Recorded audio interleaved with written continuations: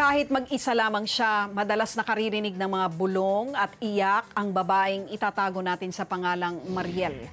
Hindi ito kwentong kababalaghan, kundi ang masaklap na resulta ng paggamit ng iligal na droga dahil si Mariel na 12 taon nang gumagamit ng shabu ay mayroon ng psychosis o sakit sa pag-iisip. Bilang pakikiisa ngayong araw sa International Day Against Drug Abuse and Illicit Trafficking, sinamahan ng reaksyon ng isang recovering drug addict sa kanyang patuloy na pakikipagbuno sa droga. 7 buwan nang umiikot sa 4 na sulok ng kwartong ito ang buhay ni Mariel. Kasalukuyan siyang ginagamot sa isang rehabilitation center dahil sa pagkakalulong sa shabu. 28 na ako noon eh. Wala akong natapos. Nagkaroon ako ng anak. Tapos nagkahiwalay kami sa ama. Tapos pumasok ako. Parang GRO lang muna yun hanggang nagiging dancer ako. Yun, nakatikim na rin ako ng shabu doon.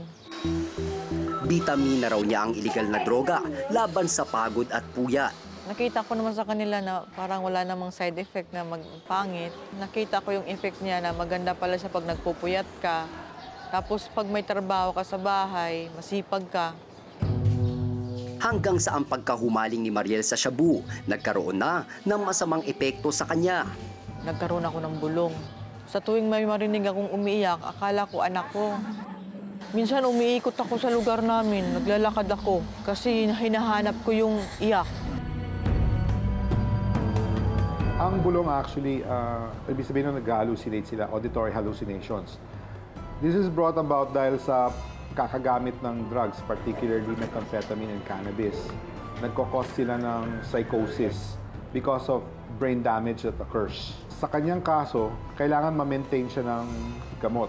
Habang buhay na pong iinumin ang gamot upang maging normal siya. Ang methamphetamine hydrochloride o mas kilala sa tawag na shabu ay isang illegal substance na nagpapataas ng konsentrasyon, pisikal na lakas at pagiging alerto ng isang taong gumagamit nito. Nangunguna rin sa talaan ng Dangerous Drugs Board Research Survey ng taong 2008 ang shabu sa pinakainaabusong iligal na droga, sinundan ng marijuana at mga inhalants. Malakas ang epekto nito sa pag-iisip, kaya't kahit sa unang paggamit, maaaring makararanas na agad ng matinding hallucination.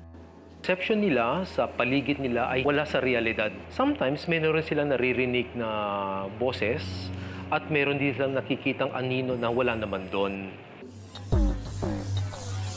Bukod sa mga sakit na makakaapekto sa utak, maaari rin itong magdulot ng komplikasyon sa baga at pagkakaroon ng abnormal na tibok ng puso na maaaring humantong sa stroke.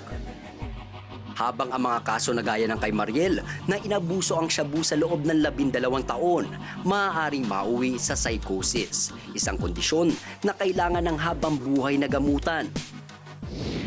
Para mapigilan ang pagkahumaling sa droga, kailangang ipasok sa rehabilitation program ang isang drug addict. Ang laman ng programa ay naaayon sa antas ng pagkalulong ng pasyente. Binibigyan din siya ng mga counseling. Bukod doon, yung programa nagbibigay din sa kanya ng mga responsibilidad upang sa ganoon magkaroon siya ng konting sense of self-worth. Pero paliwanag naman ni Dr. Alfonso, ang proseso sa gamutan ng isang drug dependent ay di lamang nakasalalay sa aspetong medikal. Kailangan sila maihanda sa paglabas mula sa lipunan kung saan malakas ang tukso ng droga. Tinuturuan namin sila ng relapse prevention skills, life skills, yung survival skills outside. These are things that they have to know in order for them to maintain sobriety. Iba naman ang kaso ng 50 anyos na ina na si Lorna, hindi niya tunay na pangalan. Ang pasimuno sa pagdodroga ng buong pamilya niya, siya pa mismo. Pawang mga lulong sa bawal na gamot ang kanyang asawa at 2 anak. Dalaga pa po kasi ako niyan. Natikman ko na po siya hanggang sa dire-diretso na po na habang nagtatrabaho po ako, gumagamit na po ako niyan. Hanggang sa nakilala ko na nga po yung asawa ko na po yan. Siya po yung inutusan namin na kumuha. Mula sa paggamit, natutunan pa ng kanyang mga anak na pagkakitaan ang kanilang bisyo. Ating na bisita, natamad siya, kumukuha. Hindi niya ko ng 20, sa 150 bus, 150. May ano kami, 20 ka. Tapos pag uwi rito, Magbabayad pa sila ng pesto, pero pa yung foil. Sa foil may 3 pesos. Batay sa talaan ng United Nations noong 2011, mula sa mahigit 1 milyong drug users, halos 36,000 dito ang natututong gumamit ng illegal na droga sa kanilang tahanan, katulad na lamang ng mga anak ni Lorna. Ayon naman sa Philippine Drug Enforcement Agency o PDEA, bukod sa nakahuhumaling na epekto ng paggamit ng droga, kahirapan din ang nagtutulak sa mga pamilya gaya ni Lorna na pagkakitaan ang pagbebenta nito. Ang droga kasi tumatakbo sa pera. Ang tao ay nasisilaw sa pera. At yun ang isa sa mga balaking-balakid natin. Aminado naman ang Dangerous Drug Board na hindi agad matatapos ang laban kontra sa illegal na droga. Ang kailangan pa rin nating palawakin ay yung pag-unawa na hindi ito trabaho ng gobyerno lang. Kung lalabanan natin itong masamang abusong ito, mag-umpisa sa ating sarili, sa ating bahay, sa ating pamilya. Sa huli, nasa individual pa rin ang desisyong simulan ang pag-iwas sa bawal na gamot. Ang una namin tinuturo ay maging totoo sa sarili nila. Na hindi nila kayang sa sarili nila isolve ang problema nila. This is a concerted effort between the program or staff, the patient, and his family. Gaya ni Mariel na umaasang sapat na ang pangarap niya para sa babalikan niyang pamilya para maipagpatuloy ang habang buhay niyang pakikipagtuos sa tukso ng iligal na droga. Paglabas ko, magbago na ako, hindi na ako magagamit. Asikasuhin kong anak ko, asawa ko, pamilya ko, mga magulang ko. Para makabawi naman din ako sa mga kakulangan ko noon. FYI mga kapatid, for your information.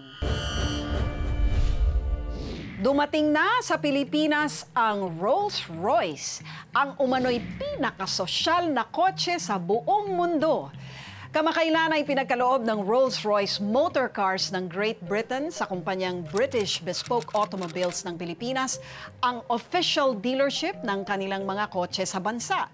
Dahil dito, napabilang na ang Pilipinas sa 19 lamang na bansa sa Asia na may official Rolls-Royce dealer. Umaabot sa halos $250 milyon ang presyo ng isa sa mga bagong modelo ng Rolls-Royce sa Europa. Dito sa Pilipinas, naiulat na kulang-kulang 40 milyong piso ang bentahan nito. Sa pagdating nito sa bansa, masasabi na raw na narating na ng ating ekonomiya ang tagumpay.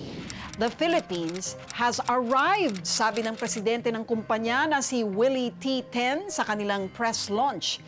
Pero tinaasan naman ito ng kilay ng International Business Times na ipinaalalang 3 sa bawat 10 Pilipino pa ang nananatiling below the poverty line. Ang pinahihiwatig lamang daw ng pagdating ng Rolls-Royce sa bansa ay ang lalong pagyaman ng mga mayayaman na. Ayon sa grupong RBC Wealth Management and Capgemini, noong 2012, tumaas ng 9% ang bilang ng mga individual na may investable assets na $1 milyong pataas sa Asia-Pasipiko. Kabilang dito ang Pilipinas. Lumabas ang kauna-unahang kotse ng Rolls-Royce noong 1904 sa Inglaterra. Bukod sa pangalan nito, sikat ang trademark nitong radiator grille at mascot na Spirit of Ecstasy na matatagpuan sa nguso ng sasakyan. Kasalukuyan itong pag-aari ng kumpanyang BMW ng Alemanya. Kung walang magsasabi, walang mangyayari. Ang opinyon mo, pinakikinggan, pinag-uusapan dahil ang bawat balita may katumbas na reaksyon. Ako po si Lucy Cruz Valdez. Magandang gabi po sa inyong lahat.